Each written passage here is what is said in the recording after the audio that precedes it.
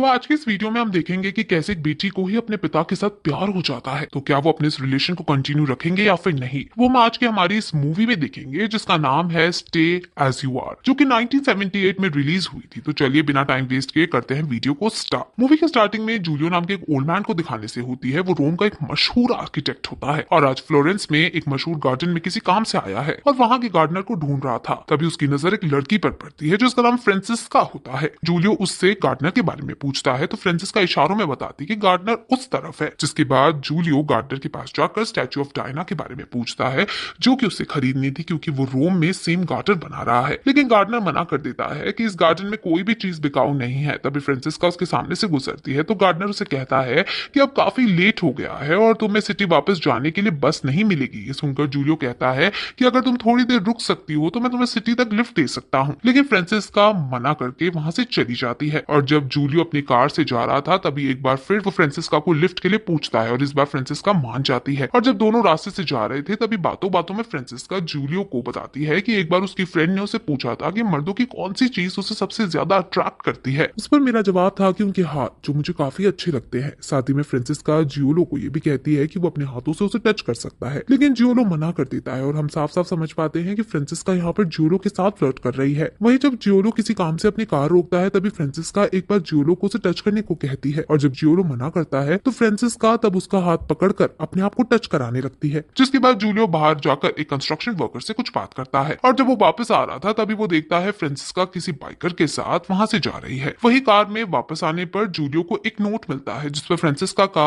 अपना नंबर लिखा हुआ था ताकि जूलियो से कॉल कर सके। तो जूलियो घर आकर फ्रांसिस्का को कॉल करता है। जिसके बाद अगले सीन में हम जूलियो को फ्रांसिस्का के घर पर देखते हैं जहाँ फ्रांसिस्का सो रही थी और जूलियो से डिस्टर्ब नहीं करता। जिससे थोड़ी देर बाद फ्रांसिस्का की रूममेट सिसिलिया वहां पर आ जाती है। दोनों थोड़ी बहुत बातें करते हैं कि फ्रांसिस्का का नेचर काफी अच्छा है और वो हर किसी के साथ अच्छे से बात करती है। उसके बाद जूलियो अपने बचपन के फ्रेंड लॉरेंजो से मिलता है। दोनों बातें करते हुए एक रेस्टोरेंट में आते हैं जहाँ पर थोड़ी देर बाद फ्रांसिस्का अभी सिसिलिया के साथ आती है।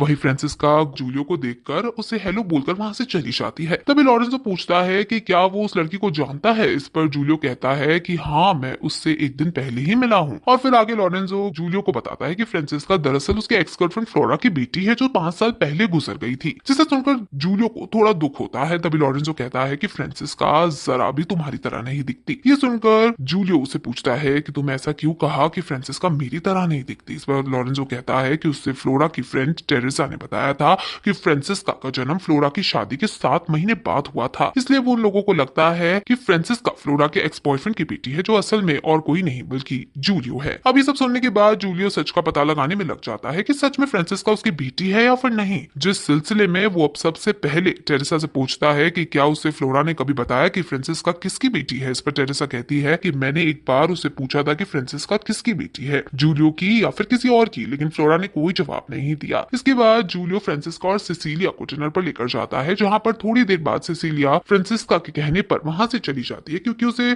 जूलियो के साथ अकेले में टाइम स्पेंड करना था। भाई डिनर करने के बाद जब जूलियो और फ्रांसिस्का घर जा रहे थे तभी फ्रांसिस्का जूलियो से पूछती है कि इतना इंसिस्ट करने पर भी वो उसके साथ इंटीमेट क्यों नहीं हो रहा है। इस पर जूलियो कहता है कि मैं तुमसे उम्र में काफी बड़ा हूँ, मेरी शादी भी हो चुकी है और मेरी तुम्हारी उम्र की एक बेटी भी है। गाइस ये सब सुनकर हम समझ पाते हैं कि जूलियो फ्रांसिस्का के सामने बहाने बना रहा है क्योंकि उसे अभी तक शक होता है कि फ्रांसिस्का उसकी ही बेटी है। जिसके बाद फ्रांसिस्का जूलियो को आज रात उसके घर पर रहने के लिए कहती है, लेकिन जूलियो मना कर देता है ये कहकर कि उसे काम के सिलसिले में वापस रोम जाना ही होगा। इस पर फ्रांसिस्का पूछती है कि वे लोग फिर कब मिलेंगे। जिस पर जूलियो कहता है कि मुझे काम के सिलसिले में अक्सर फ्लोरेंस आना होता है तो हम कभी भी मिल लिया करेंगे। उसके बाद फ्रांसिस्का जूलियो को गुड नाइट किस करके सोने के लिए चली जाती है और फिर जूलियो वहां से निकलकर अपने घर आ जाता है जहां पर हम उसकी वाइफ लुइसा को देखते हैं। उन दोनों की बातें हमें पता चलता है कि जूलियो अपनी वाइफ को कुछ खास पसंद नहीं करता। आगे जूलियो लुइसा से अपनी बेटी अलेक्जेंड्रा के बारे में पूछता है और उससे पता चलता है कि अलेक्जेंड्रा बाहर गई हुई है और अभी तक वापस नहीं आई है। तभी अलेक्जेंड्रा घर आती है और अपने मॉम डैड को बताती है कि वो प्रेग्नेंट है। जिसे सुनकर जूलियो को काफी गुस्सा आता है और वो अलेक्जेंड्रा को अबॉर्शन करने के लिए कहता है। वहीं अगले दिन ऑफिस में काम करते वक्त जूलियो को फ्लोरा की कुछ फोटोग्राफ्स मिलती हैं जिसे देखकर उसे अपना पास्ट याद आता है। जिसके बाद वो फ्रांसिस्का से मिलने के लिए उसके घर जाता है, लेकिन फ्रांसिस्का घर पर नहीं होती तो वो सिसिलिया के साथ उसका वेट करता है, जिस दौरान वे लोग काफी इंजॉय करते हैं। तभी फ्रांसिस्का उनको देख लेती है और फिर अपने आप को कमरे में बंद करके रोने लगती है, जिससे हम समझ पाते हैं कि फ्रांसिस्का अब जूलियो को लाइक करने लगी है। जिसके बाद रात में जूलियो देखता है कि फ्रांसिस्का किसी लड़के को अपने घर लेकर जा रही है, इसलिए वो कॉल करके फ्रांसिस्का फ्रांसिस्का को उस लड़के से तुरंत वहां से भेजने के लिए कहता है, लेकिन फ्रांसिस्का उसे मना कर देती है। इस पर जूलियो कहता है जब तक तुम उस लड़के को वहां से नहीं भेजोगी तब तक मैं तुम्हारे घर के नीचे ही खड़ा रहूंगा। जिसके थोड़ी देर बाद जूलियो उस लड़के को जाते हुए देखता है। तभी फ्रांसिस्का नीचे आकर जूलियो की कार की विंडो पर किस करती है, लेकिन जूलियो बिना कोई जवाब दिए वहां से चला जाता है। इसके बाद अगले दिन जब जूलियो अलेक्जेंड्रा के साथ बात कर रहा था तब भी फ्रांसिस्का का कॉल आता है जो उसे अगले दिन मिलने के लिए कहती है, मगर अगले दिन जूलियो लेट हो जाता है। तब फ्रांसिस्का उसके घर पहुंच जाती है, जिसे देखकर लुइसा को लगता है कि जूलियो का फ्रांसिस्का के साथ अफेयर चल रहा है, इसलिए वो कुछ देर के लिए उसके घर से बाहर चली जाती है। उसके बाद फ्रांसिस्का जूलियो को हॉर्स रेस में लेकर आती है, जहां पर वो बताती है कि रेस में हिस्सा लेने वाले कई हॉर्सेस उसके फादर के हैं, जिसे सुनकर जूलियो काफी ज्यादा खुश हो जाता है क्योंकि अब वो फ्रांसिस्का के साथ रिलेशन में आ सकता है। लेकिन उसकी ये खुशी कुछ ही पलों की रहती है, क्योंकि जब वो फ्रांसिस्का के फादर से मिलता है तब उसे पता चलता है कि फ्रांसिस्का